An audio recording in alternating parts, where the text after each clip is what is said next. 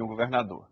Ou a indicação de pessoas com funções específicas para tomarem conta dos pobres, no caso dos diáconos também, que é utilizada a mesma expressão. E nessa última menção, que está em Atos capítulo 6, versículo 3, nós vemos que o método utilizado para a indicação foi a eleição. Então vemos que a eleição não está alijada, não é uma coisa que está fora de consideração, simplesmente porque está escrito aqui, constituísseis presbíteros, como se isso Tito fosse fazer individualmente, sem o conselho, sem o consenso, né, de uma assembleia ou dos demais irmãos que compunham aquela igreja. Não está explicitado isso, mas também não está fora de consideração. O texto abriga essa possibilidade. A instrução a Tito ela é representativa do ponto final de um processo, né? E são instruções que haviam sido dadas previamente a ele, porque o versículo diz, conforme que prescrevi, conforme já havia ensinado a você anteriormente. Paulo está formalizando, ele está registrando aquilo que verbalmente já deveria ter sido alvo de vários diálogos, várias instruções, não somente em sermões, não somente em exposições, mas também, possivelmente, no trato coloquial dele com Tito nas viagens. Quantas vezes Paulo não deve ter tratado dessa questão, instruído a Tito e a todos aqueles que o acompanhavam sobre a importância, né, da igreja ser organizada, ser estruturada, de ter uma estrutura. E então ele passa ao segundo ponto, que é a estrutura da igreja, ela é baseada em líderes com qualificações pessoais específicas e detalhadas. Ele não disse organiza de qualquer jeito, ou então acha um líder e não falou como é que deveria ser esse líder. Não, ele vai e passa nos versículos 6 a 8 aqui a dar um detalhamento bastante preciso como devem ser esses líderes. E a primeira coisa que nos chama a atenção aqui nesses 3 versículos é que existe um termo que é repetido e ele parece qualificar tudo o mais que está contido nele. É o termo irrepreensível. Irrepreensível. Esse parece ser um requerimento básico, né? Deve ser irrepreensível, alguém que seja irrepreensível. O que é que significa isso, né? A tradução poderia ser aquele que não pode ser acusado.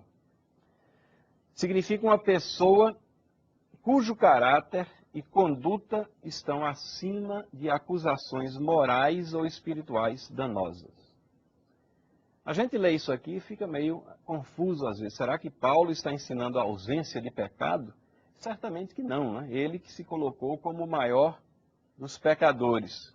Ele não era um pregador da possibilidade de ausência de pecado. Ele sabia que nós pecamos, temos que lidar com o pecado tem as suas consequências, nós temos que voltar em arrependimento ao trono de graça. Ele sabia e escreveu muito sobre a fragilidade da natureza humana. Como é que ele, então, coloca esse irrepreensível aqui? Calvino tem uma exposição interessante, ele diz o seguinte: quando Paulo utiliza o termo anaglekton, inculpável, ele não quer dizer um homem que está livre de qualquer falha, porque não poderíamos encontrar tal pessoa, mas alguém que não está marcado por uma desgraça que venha a diminuir a sua autoridade. Ele deverá ser um homem com uma reputação sem mácula. Então, é uma questão de, genericamente observada, a pessoa ela tem uma reputação sem mácula. Antes de nós examinarmos aqui em detalhe, eu acho que também há uma pressuposição de que a pessoa que Paulo está descrevendo a Tito, que deve ser escolhida, ela deve ser uma pessoa que abraça a fé cristã, que foi transformada pela fé cristã. E abraçar a fé cristã, né, significa ser irrepreensível em Cristo. Existe um aspecto vicário nessa irrepreensibilidade que nós temos aqui. né? Cristo se fez repreensível por nós.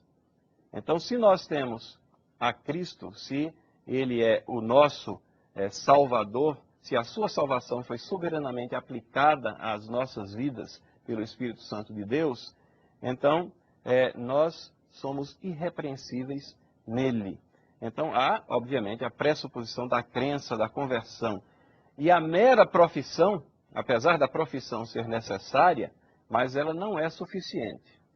No verso 16, que está falando, isso é mais à frente, está falando de pessoas repreensíveis e pessoas que são caracterizadas como filhos da perdição, Paulo diz o seguinte: no tocante a Deus, professam conhecê-lo, entretanto o negam por suas obras. É por isso que são abomináveis, desobedientes e reprovados para toda a boa obra. Então, a profissão, a mera profissão não é suficiente, porque se você professa, mas a evidência das obras retrata exatamente uma situação diferente daquela que está sendo professada, elas falam mais alto. A verdadeira profissão se manifesta na ação do Espírito Santo na vida, nas obras de cada um, na medida em que o processo de santificação se torna evidente naquela vida, evidente à igreja, não é uma questão meramente subjetiva. Mas esse conceito de irrepreensibilidade não é apenas um conceito vicário, não é somente que nós somos irrepreensíveis em Cristo. Nesse sentido, todos que temos a salvação, somos irrepreensíveis em Cristo, mas Paulo está falando aqui de uma questão mais concreta, mais específica.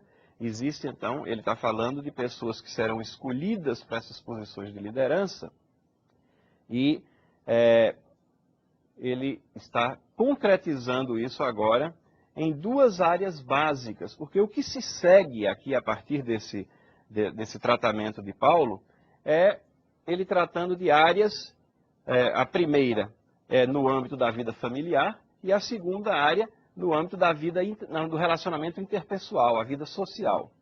E quando ele passa a entrar nessas áreas, nós vemos que o que é que ele quer dizer com irrepreensibilidade? Como é que deve ser o comportamento da pessoa nessas áreas?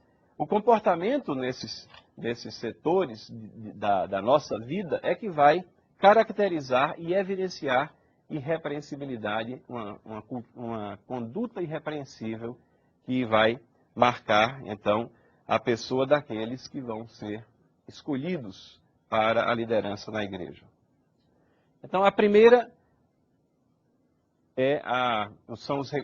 os primeiros requerimentos são aqueles no âmbito da vida familiar e depois do relacionamento com os demais. O verso 6 mostra o que é essa irrepreensibilidade na vida familiar. Marido de uma só mulher.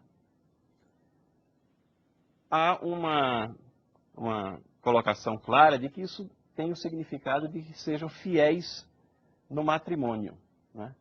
Há uma área que vai servir de exemplo para a igreja. Então, a vida familiar é a área importantíssima. Ela vai servir de campo de prova para aquele que almeja a liderança, o presbiterato, e ela vai servir como ponto de aferição para o resto da igreja.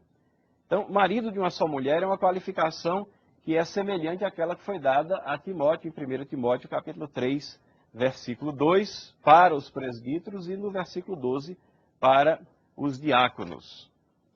Ela já foi tratada na explicação que foi dada sobre Timóteo, mas, em essência, a gente pode ver aqui que procura-se na vida do presbítero aquele ideal que foi o ideal da criação, né?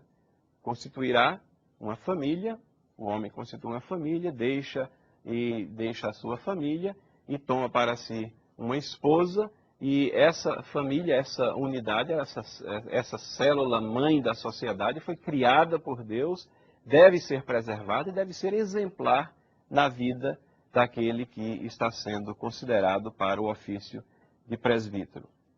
Ainda na vida familiar, nós temos que o presbítero não pode ter filhos que são desordenados, dissolutos. Diz aqui que tenha filhos crentes que não são acusados de dissolução, nem são insubordinados. Isso significa